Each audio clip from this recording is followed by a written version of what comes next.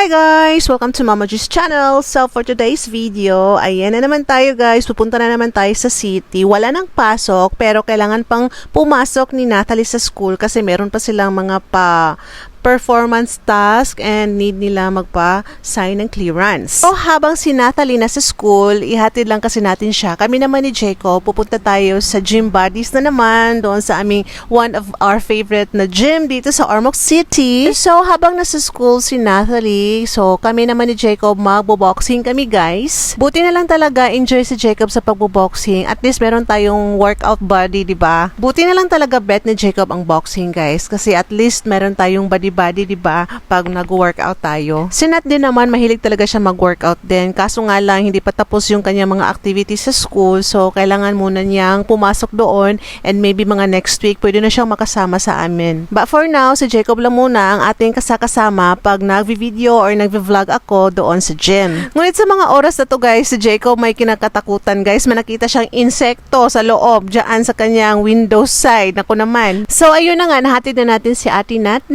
And ngayon, andito na tayo sa gym buddies and marami ng mga bago talaga dito. Ayan, maganda ng kanilang pa-flooring dito sa entrance guys. I think last time na nag-vlog ako dito, parang hindi pa nalagay yung mga equipment dito sa center. Kasi nga, bagong gawa pa yung flooring I think and then bagong pintura pa that time. Kaya hindi pa nila nalagay. But now, andyan na guys yung mga equipment sa center at talagang marami siya. Pero nung inisa-isa kong tingnan yung mga equipment guys, parang complicated siyang gamitin. But I think may mga staff naman sila dito na pwedeng tumuro or magturo sa inyo kung paano gamitin ang mga equipment na to. Maybe one day, mag-try kami dito mag-gym. Pero for now, talaga yung bet lang namin dito is yung boxing. At kung mag-gyman kami, doon kami sa kabila, doon sa fit stop. Wow, sana all, ang daming choices kung saan pwede mag-gym, no? Pero depende lang talaga sa mode namin, guys. Kasi minsan, kung gusto talaga namin mag-boxing, dito kami. Pero pag talagang feel namin mag-gym lang, yung mga weights lang, so doon kami sa kabila, guys. So, ganyan kami kabalingbing guys, no? Talagang kung asa may gusto nga tura jud me. Ito siya guys, itong video ko, maganda to siya sa leg, yung pabuka-buka. Basta meron din ganito doon sa fit stop. So yeah, marami talaga silang equipment guys. Talagang mga high-end din sila. Hindi basta-basta yung kanilang equipment. Bongga ang may-ari as in super. So ayan na nga, habang nag-ikot-ikot tayo dito sa loob. Ayan, si Mads Annabelle, tinatry out niya yung bubuka ang bulaklak na exercise guys. So ganyan siya. Yeah, ganyan ginagawa yan. Talagang binubuka-buka ang ating bulaklak. At bet na bet ko talaga ang kanilang pa-mirror on the wall dito guys. So ayan tayo. O diba, medyo may katabaan pa talaga si Mama G. Pero wala tayong magagawa. Ang sarap kumain guys. Kaya ayan, pataba tayo ng pataba. At ang dalawa naman dito guys, ayan, naglalaro si B1 at si B2. So parang warm up na din nila yan guys. Kasi yung paglaro-laro nila, abay tagaktak din yung pawis nila guys. Grabe, may patumbling pa yan sila. Ayan, tingnan nyo. O grabe siya. Pero parang hindi naman sila nasasaktan kasi parang tumatalbog lang naman yun. O, diba? Yung isa din, ayan, tumatalbog lang, hindi masakit.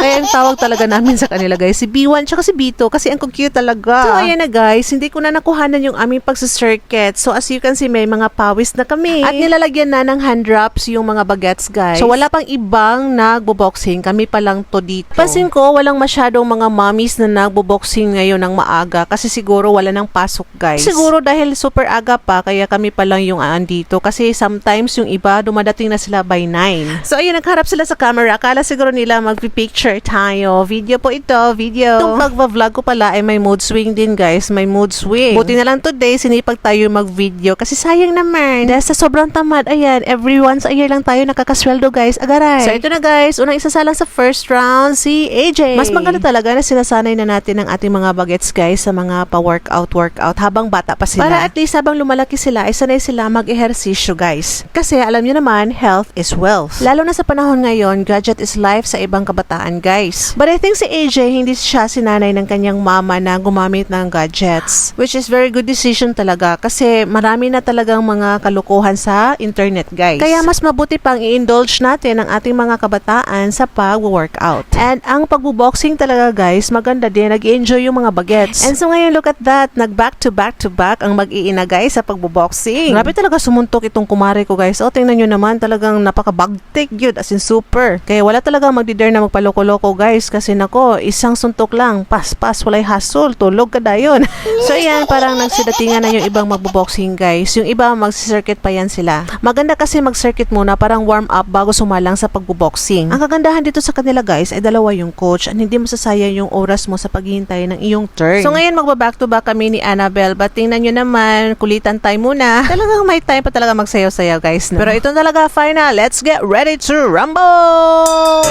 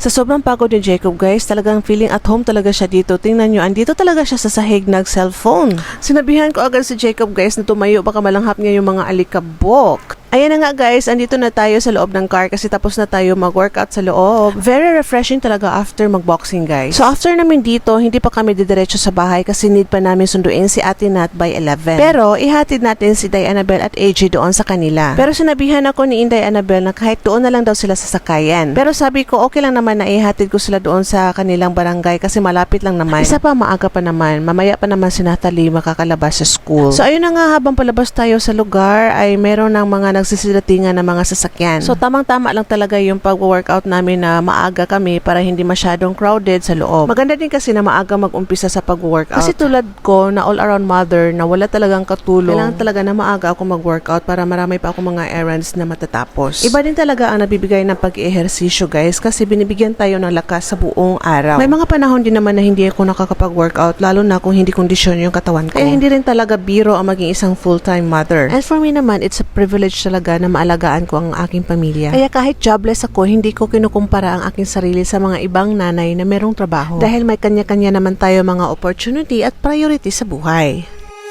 When I walk into the kitchen, you saw the look on my face. You saw the look on my heart to get out of this place.